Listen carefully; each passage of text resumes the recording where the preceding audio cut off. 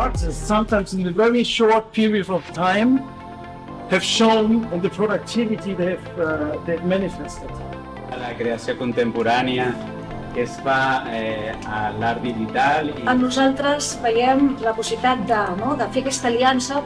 Per cada mirada capturada, el punt final seria una operació de cataractes a Moçambic. Tracing where the gaze is going and creating a 3D geometry based off of that. Network to interact with switches and buttons here with the magic lantern. So we're sending data from that.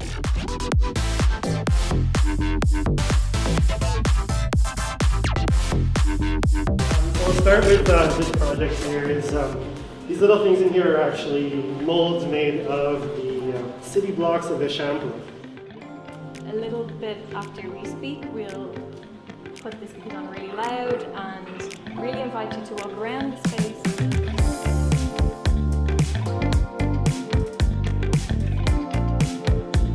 And art actually presents. And basically everybody who's working with it. We engage in a lot of programs that are trying to support a wide range of people.